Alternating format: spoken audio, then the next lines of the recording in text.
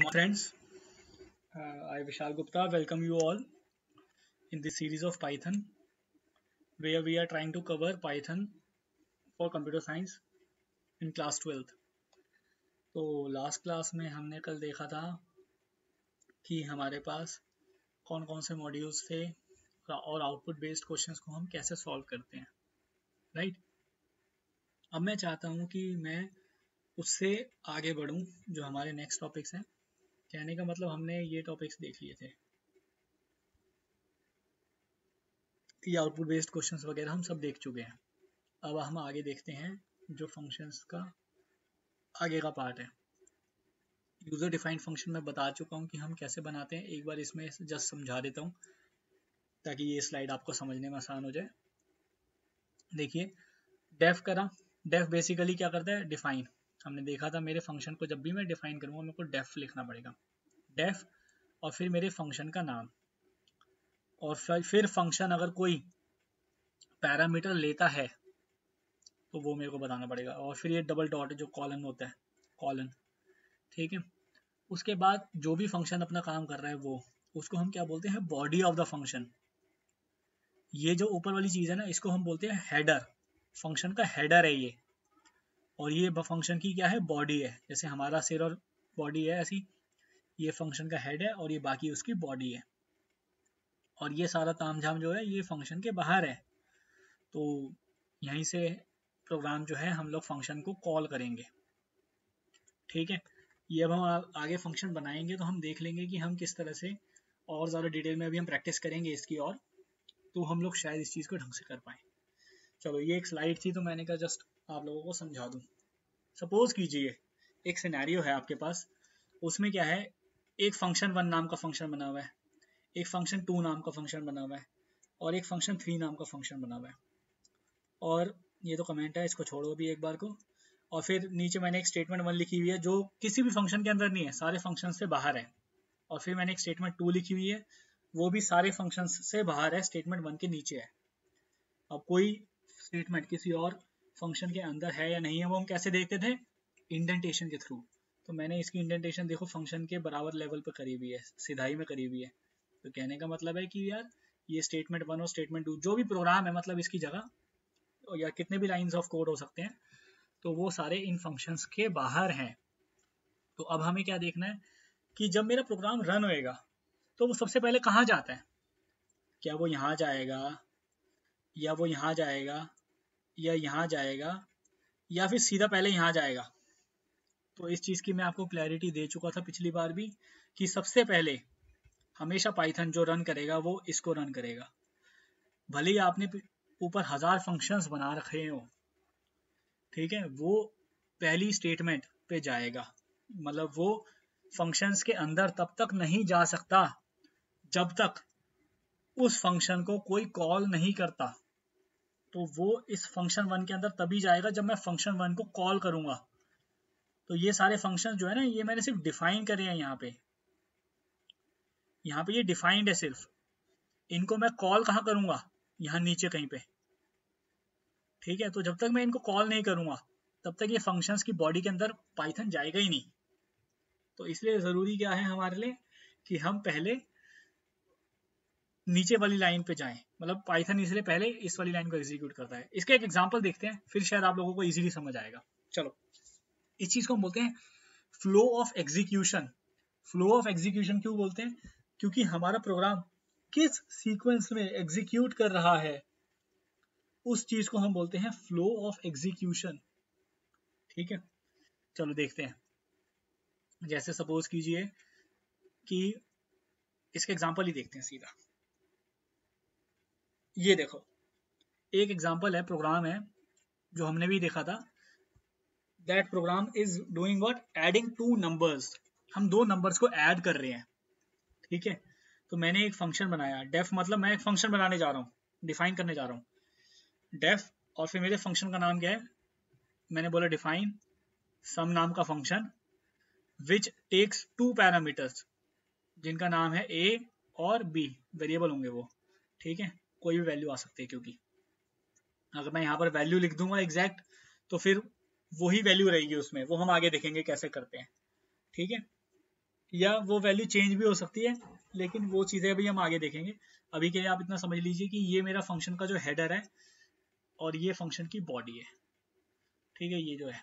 तो अब क्या है, फंक्शन के हेडर में हम लोग क्या डिफाइन कर रहे हैं, डेफ, फिर फंक्शन का नाम, और फिर वो कौन कौन से पैरामीटर्स ले रहा है, ए और बी नाम के दो वेरिएबल लेगा जो पैरामीटर्स आएंगे। कब आएंगे, जब मतलब ये एक किस्म से बता रहा है कि भाई आप जब भी मेरे को कॉल करोगे आपको मेरे को दो वैल्यू देनी पड़ेगी। तो जो पहली वैल्यू दोगे उसको मैं ए के अंदर स्टोर कर दूंगा, जो दूसरी वैल्यू दोगे उसको मैं बी के अंदर स्टोर कर दूंगा, ठीक है।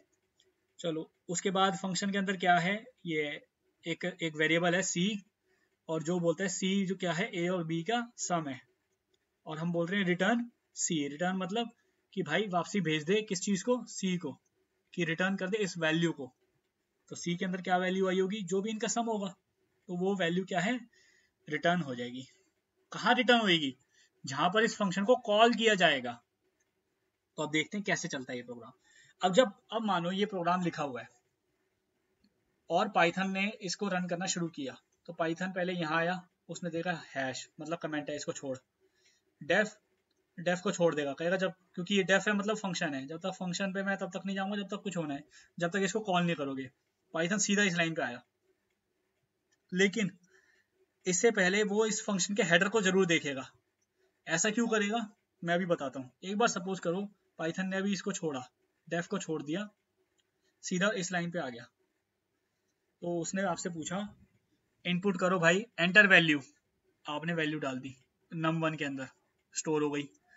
फिर num2 के अंदर आपने अगेन इंट इनपुट करवाया, वो इंटीजर वैल्यू जो भी आपने डाली, सपोज करो आपने डाला, ऊपर आपने 5 डाला था num1 में, यहाँ 7 डाला आपने num2 में, ठीक है। तो अब मैंने एक रेज रिजल्ट है मतलब रिजल्ट नाम का, रेस नाम का मैंने एक वेरिएबल बनाया, और मैं उसमें बोल रहा हूँ सम num1 कॉमा num2। अब पाइथन को क्या पता यार ये सम क्या है, पाइथन को तो पता ही नहीं सम नाम का कोई वेरिएबल है, num1 है num2 है, सम नाम का तो कोई वेरिएबल ही नहीं है, लेकिन सम नाम का फंक्शन तो है। अब यार सम नाम का फंक्शन है, ये पाइथन को कैसे पता चला, क्योंकि पाइथन ने तो इसको इग्नोर कर दिया था।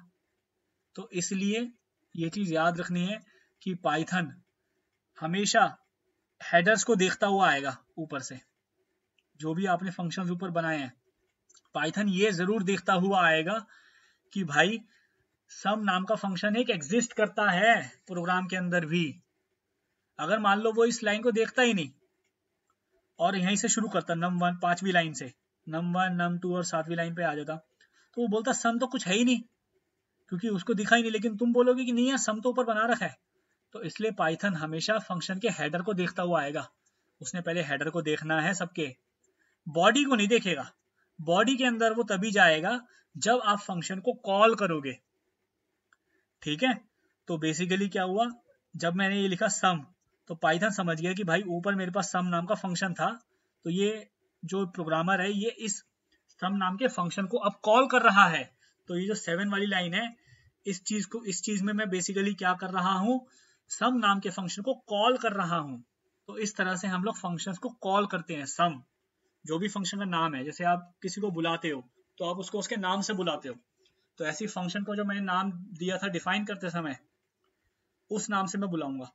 अब जब मैंने डिफाइन किया था तो मैंने ये भी लिखा था कि भाई इसमें दो वैल्यूज आएंगी, ए की, ए और बी, मतलब ए और बी कुछ भी हो सकता है, मतलब आप कुछ भी नाम लिख दो, ए लिख दो, ए की जगह एक्स वाई जेड कुछ भी लिख दो, वो वेरिएबल का नाम है। तो बेसिकली कॉमा से हमें पता चल रहा है कि एक और दो, तो कि भाई ये सम नाम का जो फंक्शन है ये दो वैल्यूज लेगा, ए और बी के अंदर स्टोर कर देगा जो भी वैल्यू आएगी। तो मैंने उस सम फंक्शन को जब कॉल कर रहा हूं, तो ऐसा नहीं है कि मैं इसको खाली छोड़ के कॉल कर दूंगा, नहीं, मेरे को उसको बताना, उसको दो वैल्यूज देनी पड़ेगी, क्योंकि वो दो वैल्यूज मांग रहा है ए और बी में। तो मैंने उसको दो वैल्यूज दे दी, num1 और num2। num1 जो कि मैंने यूजर से इनपुट कराया था, num2 वो भी मैंने यूजर से इनपुट कराया था। तो num1 के अंदर मान लो क्या आ चुका था यहाँ पे 5, और num2 के अंदर मान लो क्या आ चुका था 7। तो सम, तो मैंने बेसिकली क्या करा,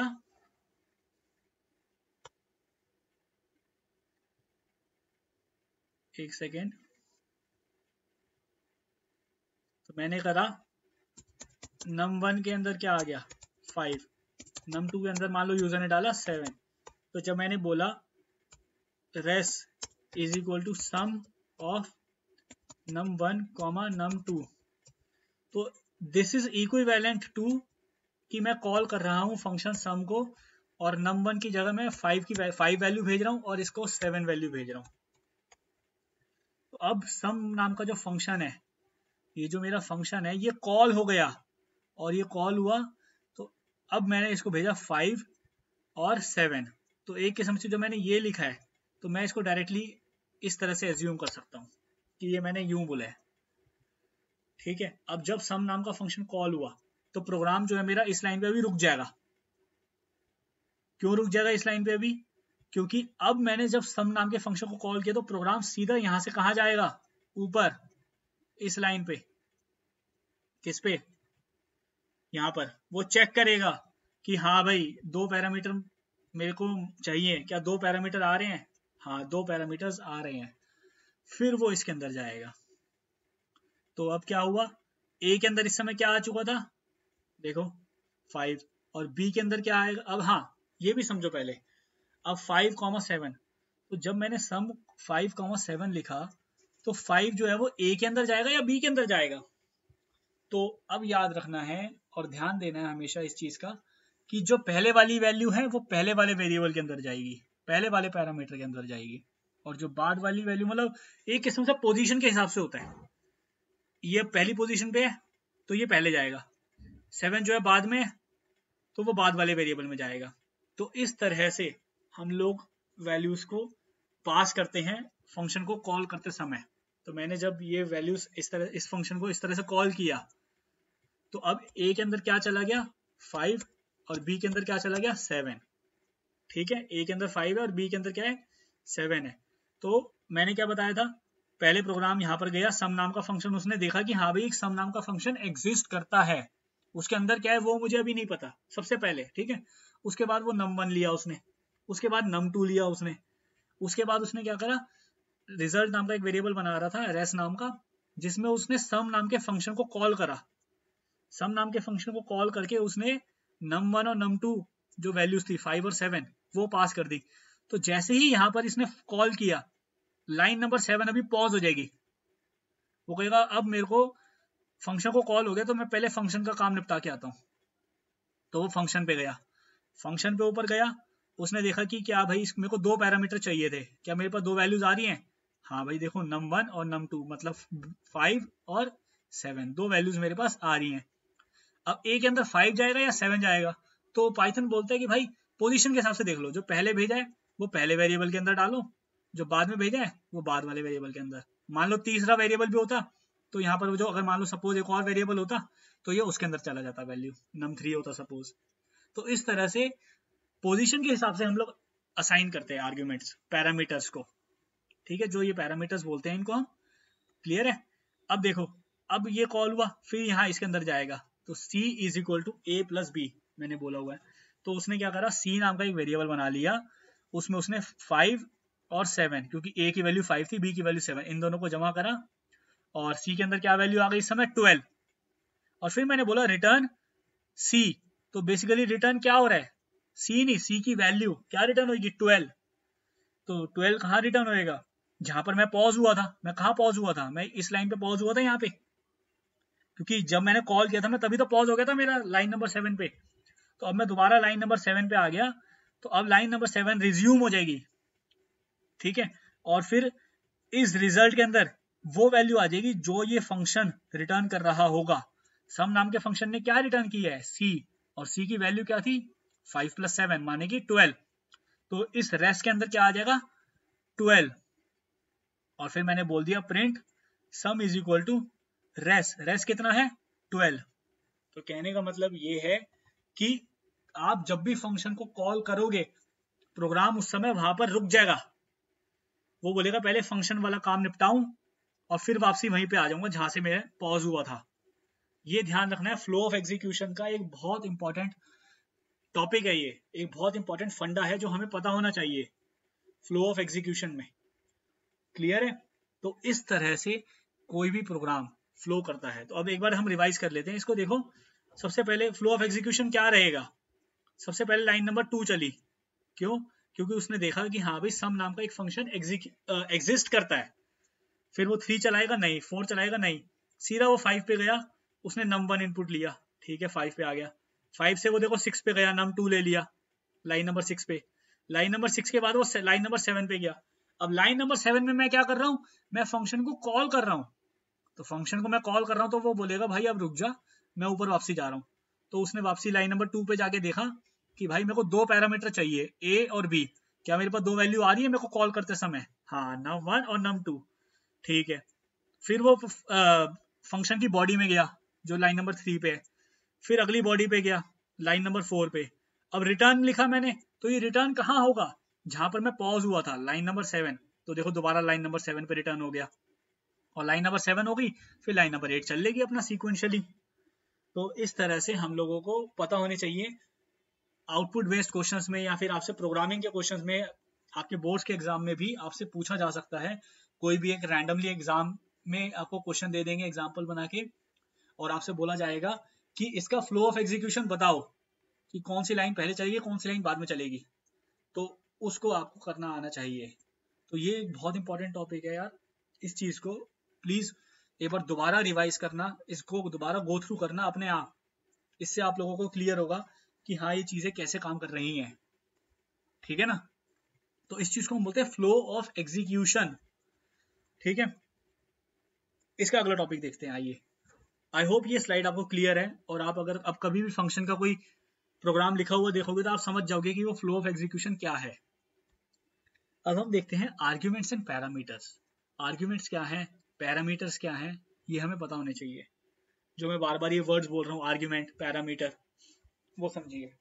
सपोज कीजिए कि जो मैंने ये फंक्शन डिफाइन किया था, इसी एग्जांपल पे आते हैं, मैंने ये फंक्शन डिफाइन किया था, तो मैंने डिफाइन करा, जैसे मैंने डेफ लिखा, पाइथन समझ गया कि ये फंक्शन है, डेफ के बाद स्पेस देके मैंने लिखा फंक्शन का नाम, और फिर ब्रैकेट बनाया, क्योंकि ब्रैकेट बनाना जरूरी है फंक्शन के लिए, और ब्रैकेट के अंदर मैं चाहूँ तो कुछ ना भी लिखूं, और अगर मैंने कुछ लिखा है, जैसे यहाँ पर मैंने लिखा है a, b, तो ये a और b बेसिकली क्या है, वेरिएबल जो है ना, ये a और b, इनको हम बोलते हैं पैरामीटर्स, है वेरिएबल ही, बस फंक्शंस उसको बोलते हैं पैरामीटर। ये एक जार्गन है, एक वो आप समझ सकते हो, इसका एक तकिया का नाम समझ लो, ठीक है, कि a और b जो है वो जार्गन है, वो एक, उनको हम बोलते हैं पैरामीटर, है वो वेरिएबल ही, उनको हम बोलते हैं पैरामीटर।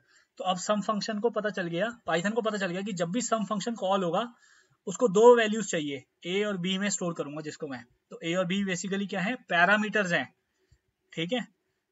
अब जब मैंने यहाँ पर इसको कॉल किया था, याद करो मैंने इसको कॉल किया था, तो मैंने यहाँ पर 5 और 7 पास हो रहा था, 5 और 7, तो जो एक्चुअल वैल्यू होती है ना उस पैरामीटर की, पैरामीटर तो ये है a और b, और जो मैंने एक्चुअली में कॉल करते समय उसको वैल्यू पास करी है, उनको हम बोलते हैं आर्ग्यूमेंट।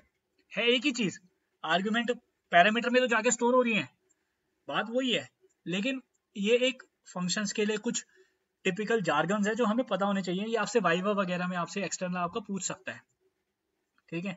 और आपसे पेपर में भी 1-2 नंबर के क्वेश्चन में आपसे पूछा जा सकता है, तो आप एग्जाम्पल देके इजीली समझा सकते हो, ये एग्जाम्पल दे दीजिएगा, इससे आप इजीली समझा सकते हो कि a और b क्या है, पैरामीटर जिनकी वैल्यू अभी हमें पता नहीं, और आर्ग्यूमेंट क्या है, जिनकी वैल्यू हमें पता चल गई है।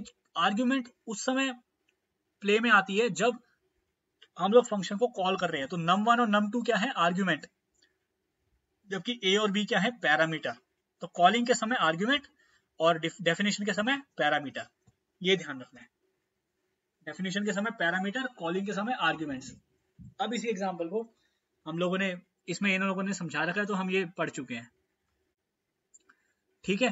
तो अब हम देख रहे थे कि आर्ग्यूमेंट्स क्या है, जो वैल्यूज मैं कॉलिंग के समय यूज कर रहा हूँ फंक्शन की, और पैरामीटर्स क्या है, जो फंक्शन के हेडर में, जो मैंने अभी बता चुका, ठीक है। ये इन्होंने गलती से उल्टा लिखा हुआ है, इसको आप करेक्ट कर लीजिएगा, ये आर्ग्यूमेंट्स नहीं है, ये हेडर्स है, और ये क्या है, आर्ग्यूमेंट्स है, नंबर और num2, इसको आप करेक्ट कर लीजिएगा प्लीज, ठीक है। अब हमें देखने हैं जो पैरामीटर्स होते हैं, जो मैंने देखे थे ना, पैरामीटर कब थे, जब हम फंक्शन को डिफाइन करते हैं, और आर्ग्यूमेंट कब थे, जब हम फंक्शन को कॉल करते हैं। तो मेरे जो पैरामीटर्स हैं उनकी कुछ प्रकार होते हैं, वो कितने तरह के पैरामीटर्स होते हैं और क्या होते हैं, क्यों होते हैं, ये सब चीज़ें हैं जो हमें देखनी है। तो आई होप अभी तक जितना मैंने पढ़ाया, मतलब हमने करी 2 ही स्लाइड्स हैं कवर, लेकिन ये एक इम्पॉर्टेंट टॉपिक था, फ्लो ऑफ एग्जीक्यूशन, और साथ के साथ कि पैरामीटर्स और आर्ग्यूमेंट्स क्या होते हैं, किस तरह से प्रोग्राम रन करता है, फंक्शन कॉल होता है तो क्या होता है, कहाँ जाता है, वैल्यू रिटर्न होती है तो कैसे होती है, कॉलिंग के समय फंक्शन पॉज हो जाता है। तो ये सब चीज़ें हमने देख ली। तो इन चीज़ों को हमें एक बार दोबारा गो थ्रू करना है। आप लोगों से रिक्वेस्ट है, प्लीज़ इस चीज़ को एक बार देखिएगा, इस वाले प्रोग्राम को आप लोग देखिएगा, ठीक है। आज के लिए आई थिंक यहीं पे रुक जाते हैं, और नेक्स्ट वीडियो में मेरा टारगेट था कि मैं आज इसको कवर अप करूं, लेकिन आई डोंट थिंक सो कि मैं आज कर पाऊंगा। तो कोई नहीं, इसको नेक्स्ट क्लास में कवर करेंगे। आज के लिए आप लोग इस चीज़ को देखिए और प्लीज़ अपना फीडबैक दीजिए, आपको इसमें समझ आ रहा है नहीं आ रहा तो। और जो टेलीग्राम चैनल है उस पर आप ये सारी PDF और नोट्स वगैरह पा सकते हैं, और वो टेलीग्राम चैनल का जो लिंक है वो डिस्क्रिप्शन में है। तो I hope you liked it lecture, you like this lecture, so we'll meet again. Thank you and have a nice day.